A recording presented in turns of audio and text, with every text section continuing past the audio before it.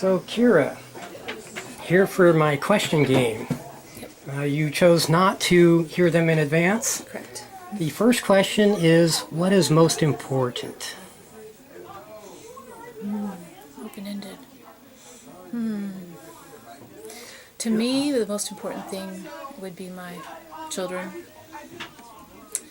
In general, the most important thing, I suppose, for now would be the survival of our species. However that takes place, whether we have to leave this earth eventually and move to another planet, or and that may not always be possible, so maybe we can transfer our consciousness or some other, continue the development of life in another form, even if it's not human. If we can't survive the future, then maybe our creations can. So that's what I'd say. I thought you would be a very forward-thinking person, and that hit the nail on the head for that. Oh, thanks. Also, I left it open as to what context you would put it in, and put in as many as you want. Sometimes I add that, but you went ahead with that. So, awesome answer so far. Thanks. Okay, so since we know each other through Sunday Assembly Sacramento, this is a question I ask lots of other people as well. That is, what is your experience or history with religion, and at what point or points did you decide it was or was not for you? I was brought up in the Southern Baptist Church. I was raised by my grandparents, who were, by that time in their lives, pretty devout people. I was the only child, and most of my social contact came through the church. My grandmother was very particular about who I could hang out with, or even my music teacher had to be Christian, and everyone had to be Christian around me. It changed for me when I was about 14, 15, and there were people in my family, including my biological mother and my aunts, and who I loved very much, but who were atheists, basically. And according to the doctrine I was being taught, they were going straight to hell to burn for eternity. Come in. Is it okay if I come in? Oh. If you want. And I was about 14 or 15 when I decided, up till then I kind of tried to save them. I'd been along with my grandmother, if we just talk to them, if we just get them to come to church, if we just, then they'll accept Jesus as their personal Savior, and they'll be with us in heaven and all that. And at 14 or 15, I got to the point I said, well, any God who would do that to my family, I don't want any part of him. And so that was when it started to diverge for me from religion. And I went from there to some kinds of spirituality to maybe this is true, maybe that's true. Psychics exist, psychics don't exist, until where I am today, which is pretty much science-based. My version of what rational is. I don't believe in any of the woo-woo, so to speak. I do think there's a lot we don't understand. I think there's a lot of energy we can't see and we can't detect with our instruments. So there's certainly so much we don't know, but I don't think it's based on some deity somewhere. Unless we were seeded by an alien race, and that's why we're here. And alien meaning, we're some big experiment or something from outside our universe or outside our solar system. The jury's all out on that for me. So. Could be the tardigrades are here to take over. Yes, could be. Time will tell. So, lots of the interviews I've had, I found a lot of them didn't have religion in their past.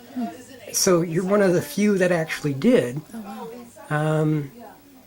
I didn't have it that strong much either. My mother considered herself a surviving Roman Catholic and dragged me to church every now and then, but I never liked a word I heard. It was all really disgusting and disturbing. Yeah. So I just hung out with other people that didn't talk about it much. I see. Let's see. The third question is kind of a dual part. In your real life, and I already know your answer for this, how are you a hero? How would you be considered a hero? In your fantasy life, if you were a superhero in a movie or a comic book, what power would you like? Oh, that's cool. So in either order, go ahead. Well, that's kind of you to say, but you know how I'm a hero. I mean, I would like to say, yeah, I've gone against a lot of societal expectations, family expectations of me, and done what I felt was right. And I suppose that's a noble stance to take. But the thing is, when you do that, and I see this more and more as a parent, the decisions you make, your family kind of goes through with you. It is your life, absolutely. And, everyone has their own life to live, but it unquestionably has an impact on your family, the decisions you make. And so, maybe you're talking perhaps about the fact that I've, thrown my advocacy behind my husband. And, well, I used to do it, in general. As my volunteer work, I don't do it anymore in general, although I would like to someday. But everything's with him. All my efforts are with him and getting him out of there, getting him to see justice. But you see, if you were my child, you might not look at that as a heroic thing. And I'm finding this more and more now that it's possible he'll come home. I'm having to look at how this is going to affect them. And I'm not worried, but they've heard things from some family members and such that, who knows what this guy's going to do. Innocent or guilty, he's been in there so long. It can't help but change a person. It can't help it. So they've sown a lot of fear in the minds of my children. And and they look at me. My son said this to me recently. He said, "Mom, you're a role model in every sense of the word. Why in the world would you choose to be with this guy? Why would you make this decision?" And I tried to explain it to him, and it was very good that he was able to say that to me, And I don't know. The way our society looks at people in prison, I may be a little too cutting edge for the kids in that one. I mean, they're ashamed to tell their friends about me, about us, about their stepfather. And I think it's been difficult for them. It's been going on. It's been going on, and I keep thinking it's going to be okay when he's home. They'll get to meet him and see for themselves, because my words don't hold much water. He'll be able to show everyone who he is. But for them, the past few years, I think they have experienced it somewhat as a trauma. I haven't left them. I haven't moved out there to see him. I've been the same mom. I've taken care of everything. I've supported. I've done my part. But for them to have that part that they really don't feel they can share with other people, and just wondering, is she crazy? Is she? I know I love my mom, but is she a little out there? Because, I don't understand why she'd make this decision. So I don't feel like a hero. It's my way, I guess, long-winded way of saying. That's a part of being a hero. It doesn't feel very heroic. No one wants to be in that position. But that position is required sometimes. For me, it's the brain tumor. Right. I didn't announce this to anyone, but the woman who now lets me call her my wife, Julie, with the endometriosis, she knows that we have both suffered. And that poem I read about being connected in a way that no one can see. Right. Do you find that with your husband? That you're connected to him in ways that people just don't understand or see, or, that seems like an obvious yes, but I'd like you to express it. Oh, well, sure. When you're talking about thousands of letters, thousands of conversations, hours and hours spent, which in person we've had a number of hours over the years, but many visits, and seeing, through deaths in the family and traumas and happy things and sad, I don't think people can possibly understand, well, unless they've been through it, how you can have a bond like this with someone who's not by your side. And I thought this a long time ago. I thought, maybe being brought up in religion sort of prepared me for this. And that sounds twisted, but think about it. You're taught to love and develop this deep, intimate bond with something you can't see, feel, touch, hear, anything. And yet this is supposed to be the most important relationship in your life. It takes some mental gymnastics, right? So maybe I was already there in that sense, even though I'm not a believer. He's very much real. But I think it's people can't understand it. Maybe back in the days of the Pony Express when people sent their letters and they became engaged over letters and corresponded and fell in love, and then eventually maybe that's the closest corollary we have now. I don't know. But yeah, I've come to understand that it doesn't really matter what I say. People simply, if they're going to dismiss it, they will dismiss it. Ah, she's in love. She's looking through rose-colored glasses. Ah, if she had to pick up his dirty socks, it wouldn't last a week. You know, that type of cynicism, you know, and there's nothing I can say to rebut that, except my feeling is other, and if he's home and we go through that, then that'll be the ultimate litmus test, of course. Yeah, so no, I don't think... Yeah, I think it's definitely a bond that can't be seen, and it's also a bond that has been a bit sensationalized in the news sometimes and in media, because all the women who wanted to marry the Night Stalker, and those crazy women and stuff. And so if you're involved as a woman or as a man, I suppose, with an inmate, the immediate assumption is you're being exploited, you're being played, you're being gamed, they want you for your money, they want you for... And as soon as, you know, they get a chance, they'll drop you, or whatever. And again, that's something else that can only be shown. I mean, I have, you know, tons of things I could talk about that tell me that my husband's honest, and I've never caught him in any sort of dishonesty, which is more than I could say for real life relationships I've had. So...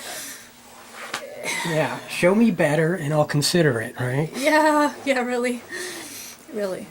Anyway, definitely there's a lot unseen.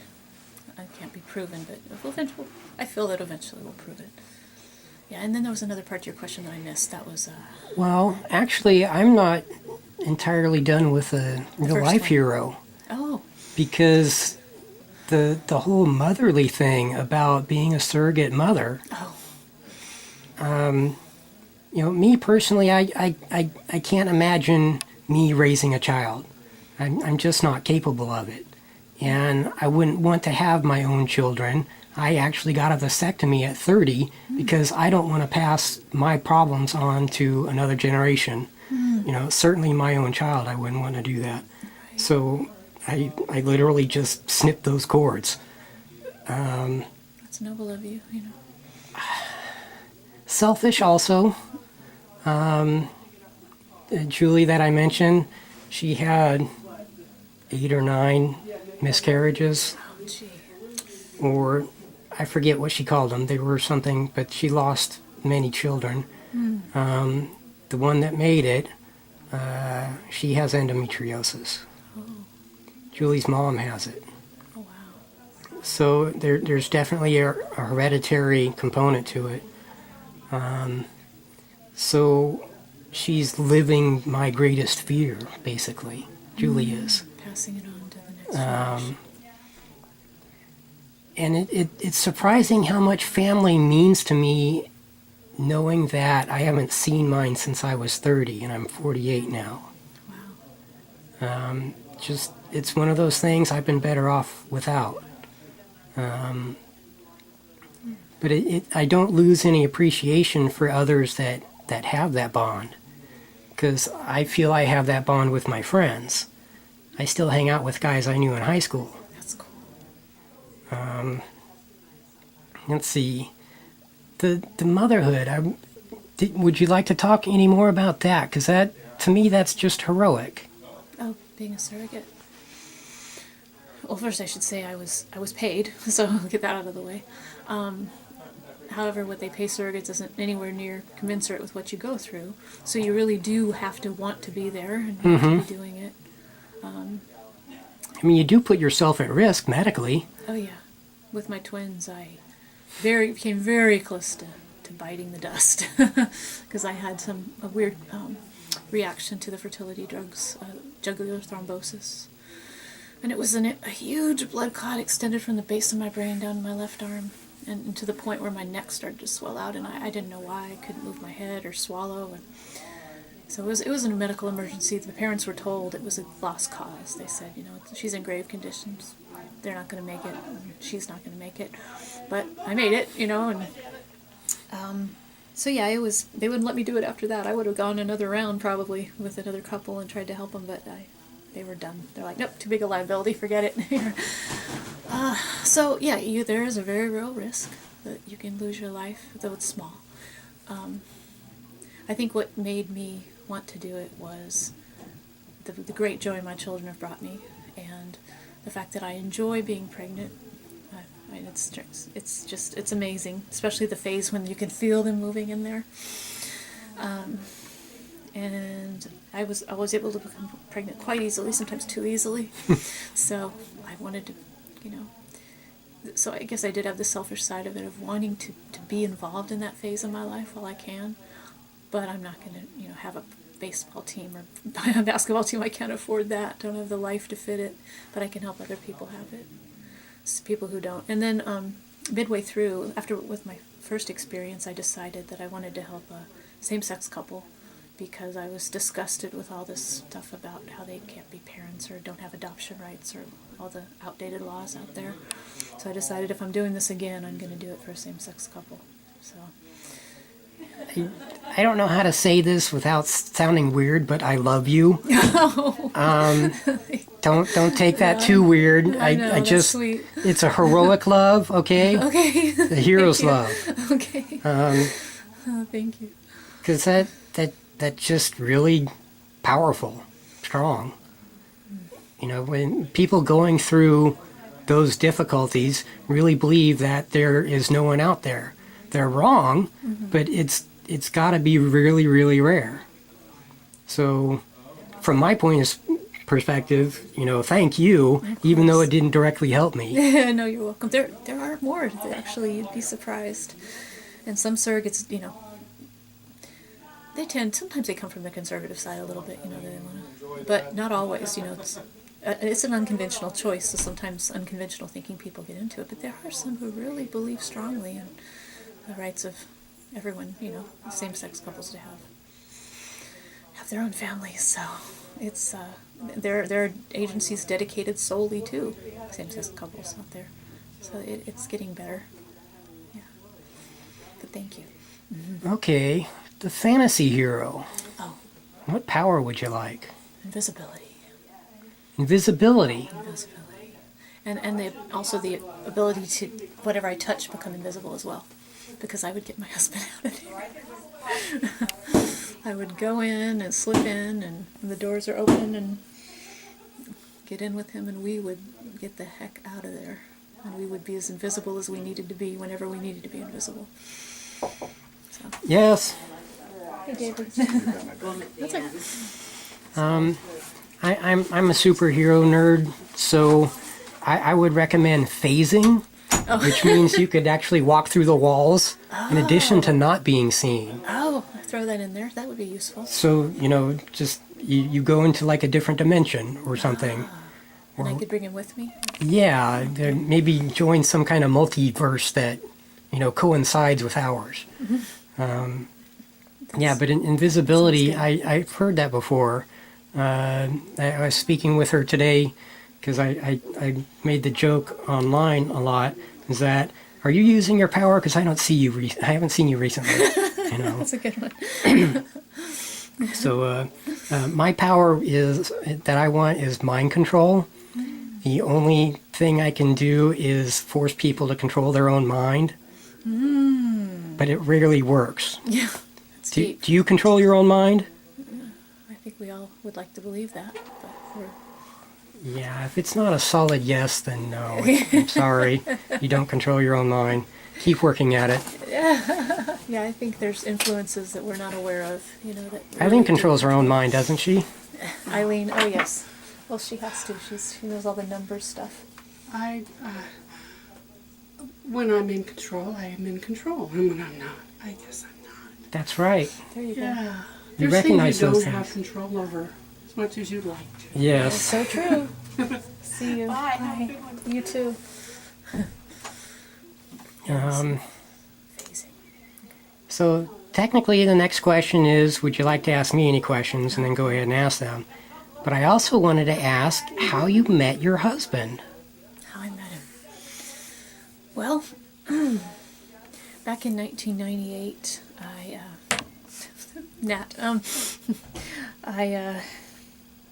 was working, volunteering. Well, and I started volunteering because I found out about a case of a young man in Louisiana who had been sentenced to death at the age of 16. And he, for shooting a man on the street, mugging and shooting a man in New Orleans. And, New Orleans area. And so the interesting thing was there was videotape evidence of him at the same time at playing basketball across town, and that had come to light, but he was still on death row. And so I wrote a story about him, I read a story about him. I reached out to his attorney, said, what can we do? He said, well, you can correspond with him. And I reached out to a magazine called Justice Denied that chronicled stories of people who claimed to be wrongfully convicted. And they weren't all attorneys, but they would sort of evaluate the story for merit. And if it seemed to pass, then they would publish it and see if anyone would come forward to help pro bono, say legally, investigations, anything like that. And they were able to, not directly through Justice Denied, but they were able to get him, he was able to come home. And so, based on that experience, I mean, that was a really interesting way to get into it. It was an actual success story. And so I started writing for this magazine. And I'd be assigned a story, and I'd research it. I'd sometimes correspond with the inmate himself or herself, or the family, and write it up and put it out there. And so one day I was assigned a story for a man in Missouri, and started corresponding with him and the woman who'd sent in the story for him, and talking about the case. And it was compelling. You know, I never doubted it from the beginning that he was innocent. Spoke with an attorney who he's been working with, so I'd been writing with him for several months before I actually got to go talk to him in Missouri. And I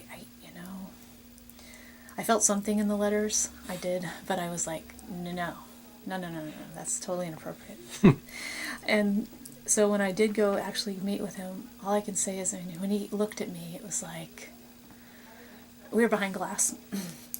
I forgot everything, forgot my name. It was like time just dropped away from me, and I was just like gone. And it sounds like such a cliche, but really I just fell into his eyes and never came out again. But even then I thought, this is inappropriate, this doesn't make sense, so I started calling him my little brother, and he called me his big sister. He's 2 years younger than me. And we kept it at that level for a while. And that was in 99. And as time went on, it just became so obvious. But I was in a relationship, he was in a relationship, and so we would just talk to each other, but we still encouraged each other to work through problems that we were having in our other relationships. And it wasn't until 2006 that finally he was no longer with his girlfriend. I had the last breakup of many breakups with my children's father, and we decided to take it to the next level. And I remember standing in my home at the time, and for some reason I was in the master bathroom. I was just standing there thinking, and I thought, can I do this? Can I really do this? And do I want to take this step? Because this man deserves the world. And if I can't give him everything, and I don't know how this is going to turn out, but if I can't give him everything, every ounce of me for the rest of my life, no matter how this turns out, then I shouldn't do this, because he doesn't deserve that. I'm never going to disappoint him. I never want to hurt him. And so I made the decision, I can do this. I'm going to do this. And so, a year after that, he asked me to marry him. He did so by drawing 4 portraits of my children and putting his marriage proposal spread across the pictures in Morse code. And I had to figure it out, and or was it Braille? Was it Braille or Morse code? It was the dot system. I should know that. So I said yes, and we were engaged for 7 years before we got married in 2014. And it's one of those things where if I'd come into it cold and heard about someone before all this who was doing what I'm doing, I'd think, she's nuts, she's crazy. But it happened slowly. And the person that he is, it just didn't matter where he was. It didn't matter that I couldn't be next to him. It didn't matter any of that. It just mattered that this amazing being existed, and anyone else I would be settling for. after I'd known him. You know what I mean? That inevitability, where you just like, I don't care what it takes. So, yeah.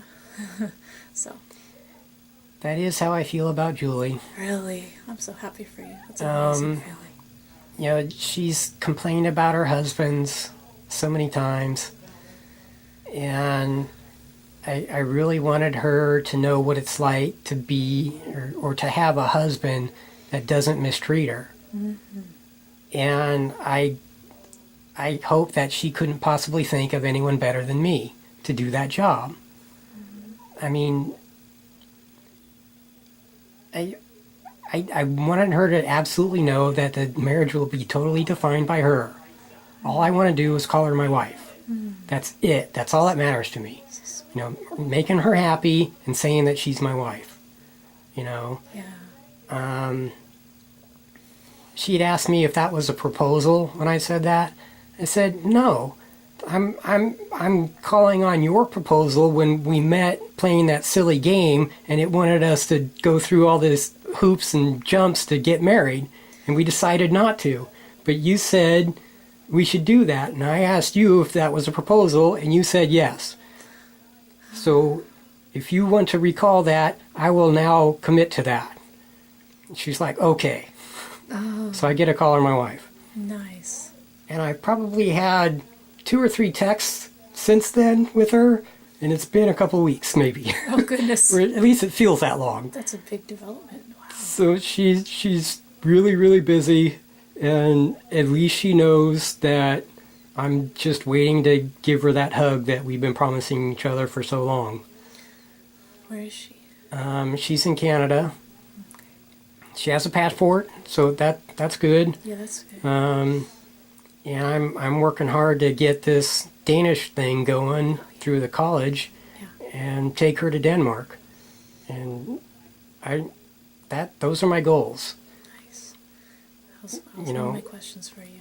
Oh, good. How that was going. Good. Let's see. I asked about the superhero stuff. Oh, I asked you how you met your husband. Yep. In recording this, these are kind of conversations that I think people ought to have with each other. I get great fulfillment from this conversation, and I've had it from many other people on film. Nice.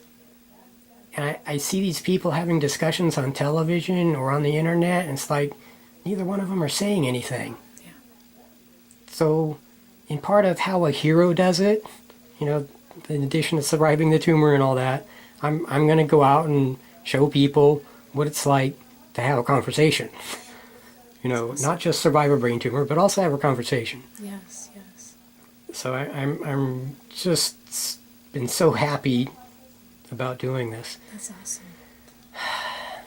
I think that's all the questions. So what questions would you like to ask me? Now, I'll leave it open. I might ask you more questions if I think of any. Okay, sure. Well, it was more of a suggestion, but StoryCorps, I thought I would love to be a part of StoryCorps. I could see you being a natural part of that. I'm sorry, what now? It's called StoryCorps, and they go from city to city, and they interview people. Sometimes whoever comes into their booth on the street, they set up a booth, said, come in and tell us your story. And people come in and tell their truest story, and you know, I think they've talked to a lot of people who are homeless, a lot of people who've had a lot of ups and downs in their lives. But anyway, it's a meaningful conversation you can have with someone, and you just get right down to the heart of what matters, what really matters. So, yeah, I could see you doing that. I've thought of doing that too. I thought that's an amazing thing to do. I was able to do that with my in-laws a little bit for my husband. Interview them about their childhoods and so on. You said it was TrueCorps? StoryCorps. StoryCorps. Okay, well, I'm glad I've got it on camera now. Yeah, you have it on tape now. So. But let's see. Well, yeah, I wanted to know how your Denmark quest is going. Slowly.